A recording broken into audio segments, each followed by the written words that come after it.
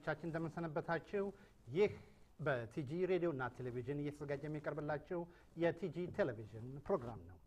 አዘጋጅና አቅራቢ መስፍን በዙ ነኝ። በድጋሚ እንደምን ሰነበታችሁ ተመልካቾቻችን። በዛሬው ዕለት ልዩ ፕሮግራም ይዤላችሁ ቀርብ ያለው በሚቀጥለው ወር ማለትም ጁን 10 በቨርጂኒያ እና በተለያዩ ስቴቶች ለኮንግረስ ምርጫ ይደረጋል። በዚህም በእኛ በመኖርበት ቨርጂኒያ ከተማም እንዲሁም የተለያዩ እጩዎች ለኮንግረስ እየተወዳደሩ ናቸው ይቅርታ እና ከዚህም ተወዳዳሪዎች መካከል ማርክ ሌቪን ይገኙበታል። ማርክ እንግዲህ ለዚህ ለኮንግረስ ማለትም ለዩናይትድ ስቴትስ ኮንግረስ መቀመጫም ትልቅ ካምፔን እያደረጉ ናቸው። የዛሬው እንግዲህ እንግዳችን እሳቸው ናቸው። እንግዲህ I just want to say a little bit about Mr. Mark. Our guest, Mr. Mark Levine, is a candidate for Virginia 8th District. Mark has served as a legislative counsel to Congressman Barney Frank, Democrat, which is Massachusetts, from 2001 to 2003, and was one of the founders of the marriage equality movement. Mr. Mark, born in Nashville, Tennessee, and Levin earned an economics degree, magna cum laude from Harvard University, was a Fulbright scholar in Switzerland, and obtained a Juris Doctor from Yale Law School. Levine worked as a Nazi hunter, Jewish historian, and inner city school teacher before becoming a trial attorney at Hughes, Harvard, and Reed LLP in Los Angeles, California. So, Mr.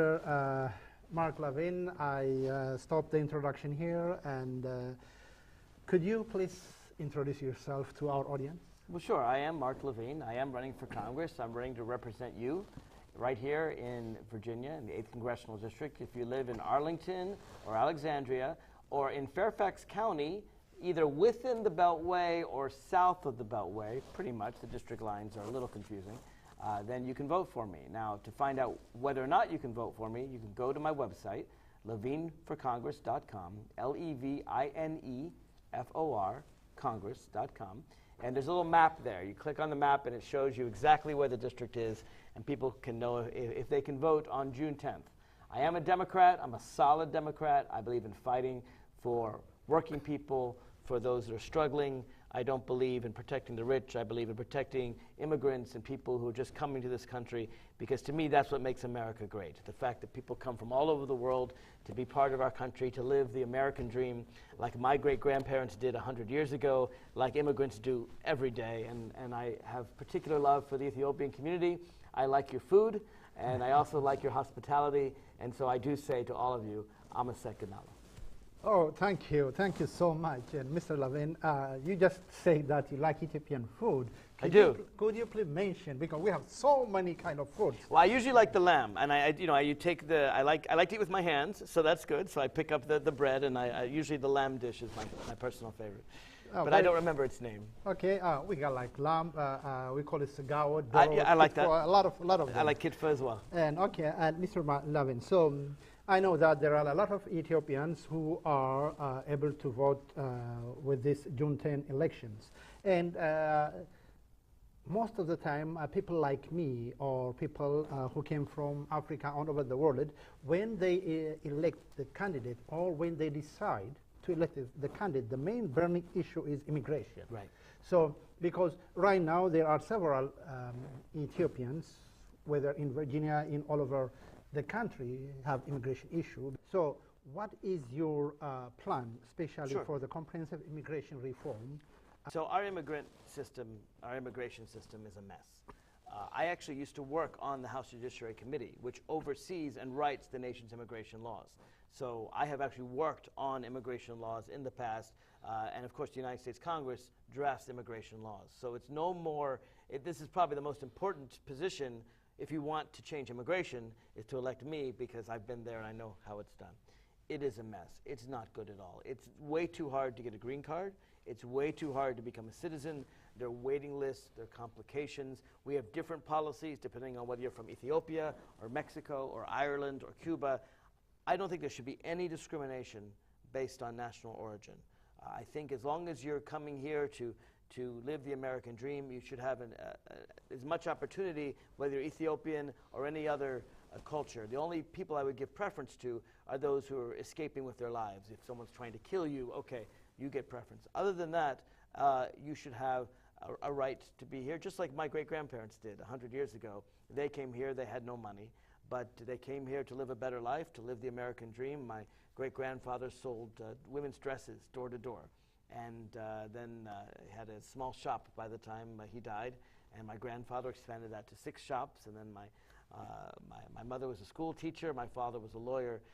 This is the American dream, and it's achieved generation to generation, but first thing we have to do is reform immigration laws. We have to bring people out of the shadows. We have to allow people who came here, certainly those legally need to have an easier opportunity to get here, and even those that are not documented, we have to give them a path to citizenship, give them a chance to pay a fine because they may have broken an immigration law, but still come in here and be part of the American dream. Okay, Mr. Levine, this immigration issue or this immigration reform issue, we have been hearing it since Ronald Reagan era. That's true. So it's probably, I don't know why it takes so many years. You need me in there. That's yeah, the difference. No, look. Let me finish my question. Yeah, okay. So I see that, even before we came to the studio, you told me personally, how you are eager to solve this reform issue. So if you get elected, what is your plan? How you get resolve this immigration issue? I think this is an issue that's a winning issue. It's a winning issue for America, and if we can't win it for America, then it's a winning issue for the Democratic Party. The way I see it is immigrants have always been the lifeblood of America. We've always, when the English were here, at first they didn't want the Germans, and then the Germans became part of America, and then they didn't want the Irish, and then the Irish became part, and then they were against Jews and Italians. Jews and Italians became part. Now, today, there's a lot of hostility toward Mexicans or toward Africans. I see no difference. To me, each and every wave of immigration helps us, and numerically is bigger. So, for example, the Native Americans who were here first, before the white man came, there may be 2% of America. There are very few of them left. Each wave of immigration brings in more people, more different cultures. So I say only Native Americans have a right to complain about immigration, but the rest of us, we're all here, descendants of immigrants. So numerically, as more immigrants come, as more become citizens, as more get out to vote, and I need you to get out to vote to protect your own rights, what that means is that the Democratic Party, which welcomes immigrants, becomes stronger, and the Republican Party, which repels immigrants, becomes weaker.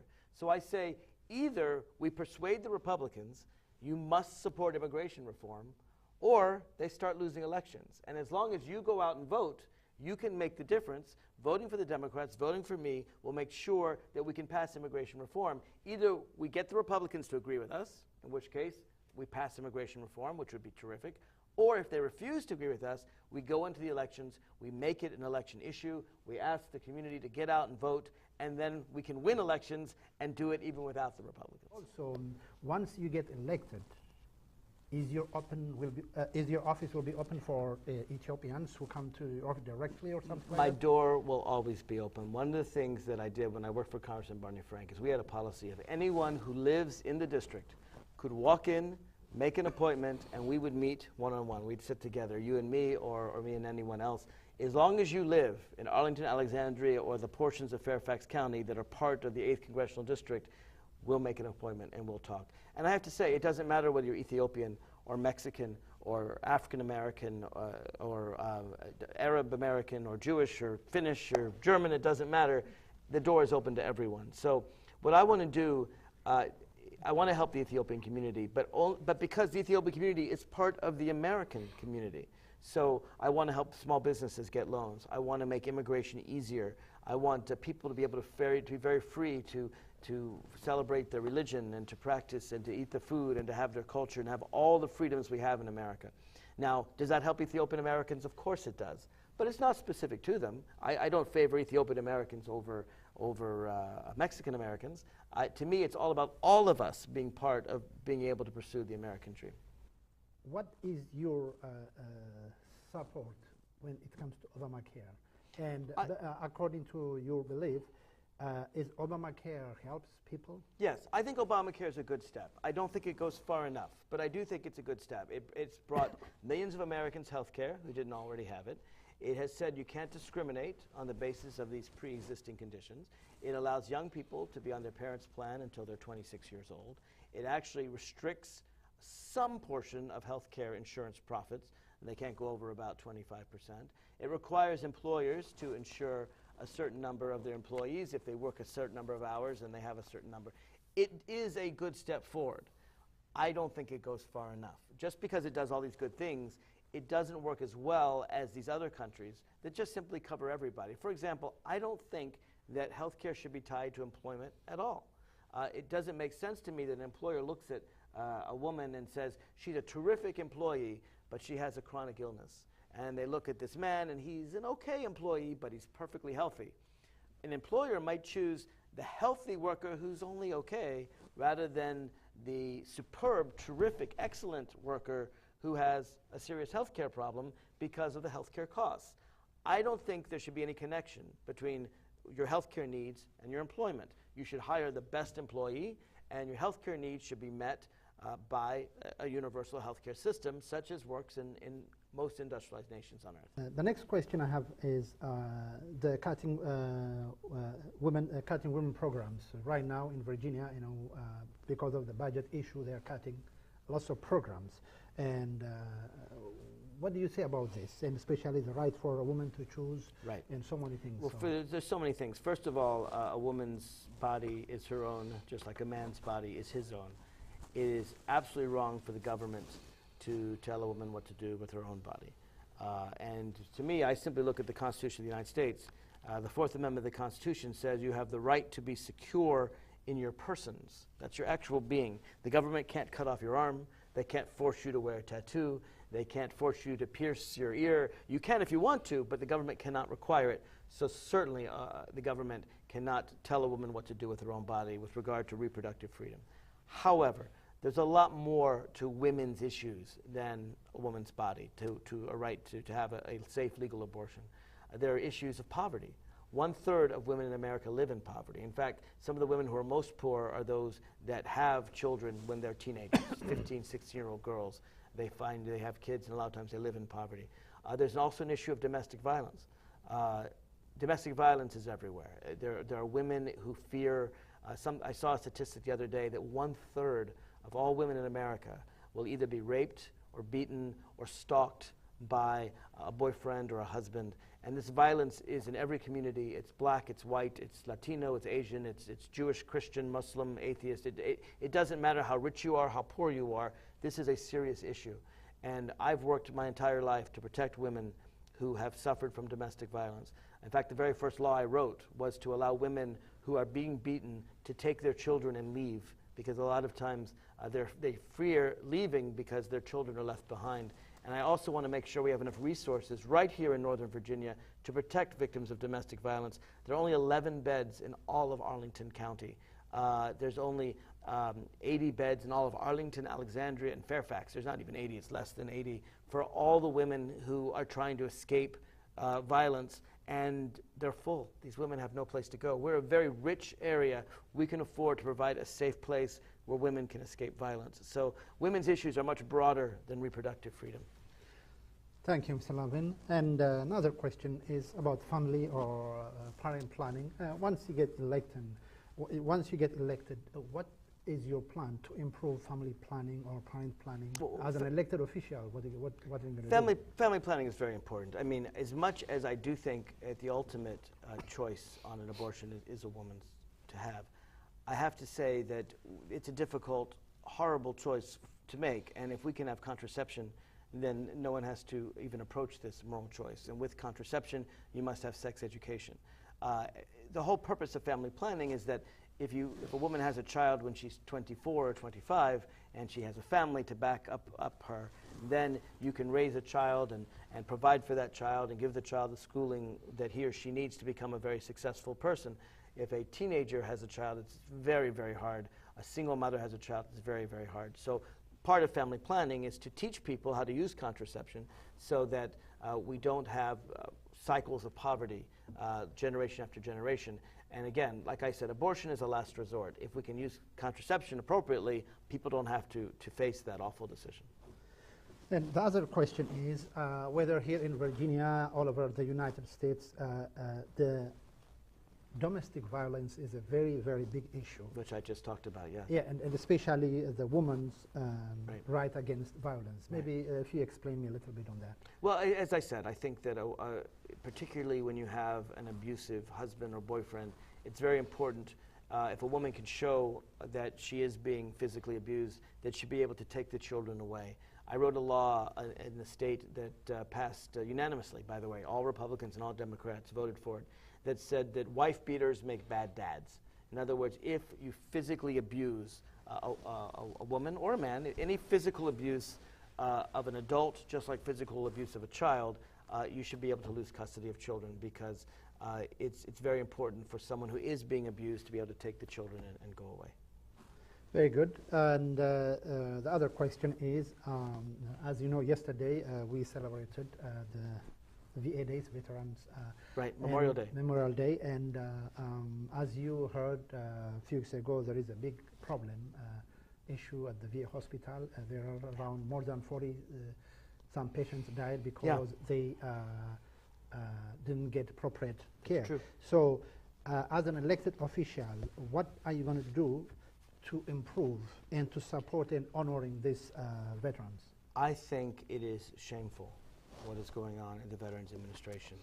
Memorial Day is, of course, honoring those who fought and died to protect our freedom, to protect our country. And those that lived, those that worked hard and didn't die, of course, are our veterans. And many of them, most of them, have risked their lives.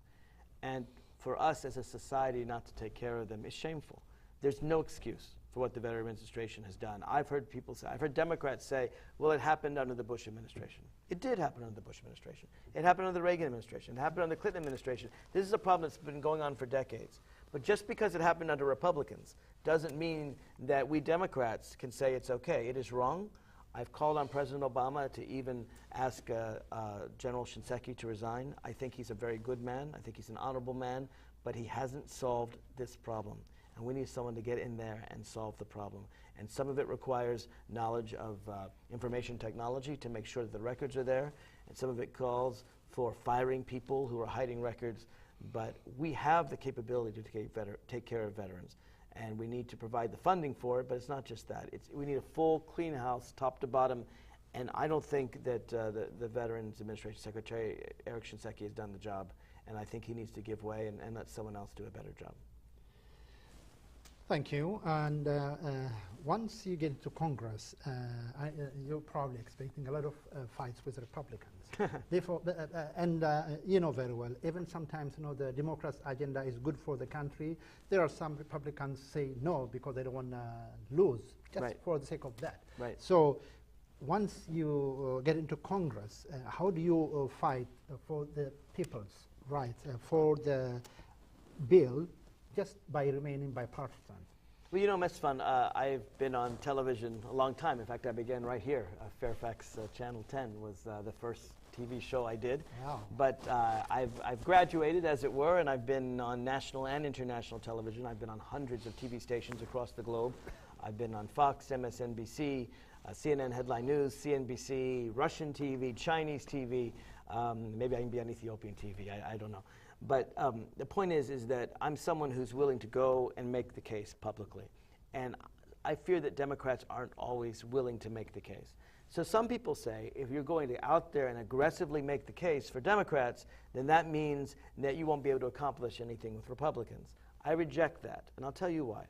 I was a trial lawyer for a number of years.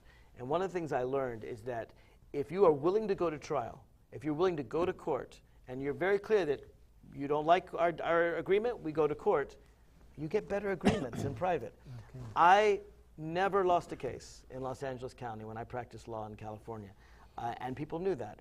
But now, I settled 90% of my cases. The vast majority of cases were not in public, they were behind the scenes, we made a deal and got it done.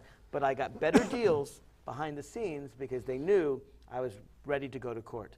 I think the same thing is true in politics. Republicans know that I'm not afraid of a TV camera. I'm not afraid to call them out. I'm not afraid to advocate loudly and to use the power of the people. After all, we the people are in charge of the Constitution. You, the voters, are the bosses of the people in Congress as long as you exercise your right to vote. I'm not afraid to go to the people and say, we need to win on this issue. And because of that, I think Republicans are much more likely to make a deal with me in private. That's what they did with my boss, Barney Frank. That's what they do with Elizabeth Warren. And that's what they'll do with me. I think that Democrats too often cave in and give the Republicans half of what they want, and they don't make the case before the cameras. That's something that I'd like to do. That's something that I've done for 10 years. And that's something that I'll do if you elect me in the United States Congress. Very good. And let me ask you very important questions. Sure. Among Ethiopians, Americans. Democracy. Yeah. So, what do you say about democracy? Just define it in a very briefly. Democracy is the right of the people to choose who their leaders are. And it is a basic human right. It's not an American right, it's a human right. And it belongs to all of us. You have the right to choose who runs your government. If you don't, it is an illegitimate government. It has no right to exist. And so we need democracy all across the globe. And I don't claim American democracy is perfect either. You may know when the Supreme Court in 2000 chose Bush to be president and didn't count the ballots, I was very upset by that, and I actually appealed the United States Supreme Court decision to the U.S. Congress. I wrote the legal brief to do that because I was very disturbed by American courts taking away American democracy. But I take that not just in America. I think it's all across the globe. Wherever we can promote the right of people to choose their own leaders, that's what freedom is all about. Voting is the right by which all other rights are derived. No government is legitimate unless you have a free and fair election, and not just one. Lots of governments have one election, and then the dictator takes power. The trick is the second election. If you can vote the person out, if you don't like the president or the prime minister and you can vote that leader out, that's when you know democracy occurred. I tell people, when did democracy begin in the United States? Not when George Washington was elected the first president. Not even when John Adams was elected the second president, because he was the same party as George Washington. When Thomas Jefferson was elected and they switched parties, that's when you know you have a free and fair country, where you have strong parties, each of which can win based on ideas. That's when democracy is strong. Very good. And if you talk about democracy, I saw on my own eyes when you had a debate at the George Mason University. Right, I like debates. And there is one supporter of yours, and also there was another supporter, I believe it's from Mayor Yule. Mm-hmm. So once the debate is over, they were arguing outside, saying that no, Mayor is good, or Mark is so. But when you see them, the way they discussed the issue is very friendly. Yes. They don't curse each other. That's right. No, it's not personal. Each other. No. And then once the discussion is over, we have they a were vote. just hugging, and That's right. they left the room. That's but right. My, what kind of advice you give to the Ethiopian community here? One of the best parts of the United States is the Constitution and the First Amendment, which gives everyone the right to free speech. You have the right to say whatever you want, and you have the right to be criticized for whatever you say. That's okay. It's fine to say I disagree with you. It's fine to say I think you're wrong. That's what American democracy is all about. But I don't think you should say you're a bad person, or I hate you, or I'm going to kill you, or that's not what it's about. It's about airing out the ideas. You give me your view, I give you my view, she gives us her view, and then we vote and we decide whose view wins. But we should be able to shake hands. I have to tell you, I've now talked to thousands of people. I meet quite a few shares of Republicans, right? There are definitely Republicans around here. And I say, look, I'm a Democrat, you're a Republican, let's see where we can agree. Okay, we disagree on President Obama. I like him better than you do. Fine, that's fine. But maybe we can agree on education, making education costs cheaper. Or maybe we can agree on helping veterans. Rarely do I find anyone that I disagree with everything on. Usually we can find some point that we have to agree. And that's the point that we should work on. And where we disagree, we air our differences. Maybe we can persuade each other, maybe we can't. But we're all Americans. We all have a right to share our views. And the only views that I don't appreciate is when someone preaches hate, when someone says that this group is bad, this religion or this race or this culture is bad. I don't believe you ever attack a whole group of people. That's prejudice. That's bigoted. And if you do that, I'm going to say that I think that's a hateful thing to do. It's perfectly fine if you attack Mark Levine. You don't like my views? Fine. Say so. Mark Levine, you're wrong. That's fine. But don't attack everyone of my skin color, everyone of my religion, because that's not fair. You can attack a person for his or her views and say, I think they're wrong. But it should never be physical, never threats of violence. People have the right to their own opinion. Oh, that's very, very good response, Mark Levine. And also, Thank you, finally, so can you let our audience, if they need information until Sure. June 10, where they go and what website, Sure. Facebook? Or So the election is June 10th. That's 2 weeks from today. I don't know when you're watching this. Maybe on television. Maybe it's even sooner. June 10th, Tuesday. It's around the corner. Please get out and vote. My name is Mark Levine. I'm third on the ballot. And I hope you'll vote for me. If you want more information on myself or my campaign, you go to my website, please. It's levineforcongress.com. Levineforcongress.com. I have a whole history there of who I am, my position on a number of issues. You can write me from the website. You can volunteer for the campaign. You can contribute to the campaign. And you can find out anything you want to know about me. But please, Tuesday, June 10th, sometime between 6 a.m. and 7 p.m., do not forget to vote. We need your vote. We need your support. You vote at your typical polling place, wherever you voted for the President of the United States. If you don't know where your polling place is, you can contact the Virginia State Board of Elections, and they'll tell you where to go. But democracy is vital. We just talked about how important it is for you to get your voice out there. And if you agree with me, I'd like your support. A vote for Mark Levine on June 10th. Thank you, Mesfin, for bringing me on and for asking me these very good questions. I appreciate it. You're very welcome, Mark Levine. ተመልካቾቻችን እንግዲህ እስካሁን ያያችሁት ለአሜሪካን ኮንግረስ ካንዲዴት ወይም ደግሞ ለመመረጥ ዘመቻ እያደረጉ ካሉት ከማርክ ሌቪን ጋር ነው። እንግዲህ እናንተም በተለይ መምረጥ የምትችሉት እንግዲህ ሄዳችሁ የምርጫችሁን አካሂዱ። የምርጫው ቀን ጁን 10 ነው። ከ6 AM እስከ 7 PM ድረስ ነው። እንግዲህ ዲሞክራሲ ማለት ይሄ ነው። የማትፈልጉትን አለመምረጥ የምትፈልጉትን መምረጥ ነው። Mark Levine, I'm a second alo. I know you are so busy. Thank you so very much for coming to our show to give us such a wonderful interview. My pleasure. And I hope this is not your first time. This is not your last time, and we're going to get you again. Absolutely. After, especially once you get to Congress. Absolutely. Help me get there, folks. Trust me, you will be my usual guest on our TG television. Okay. I'm a second alo, Mesfin. But I'm a second alo. Thank you so very much. Thank you. Thank you.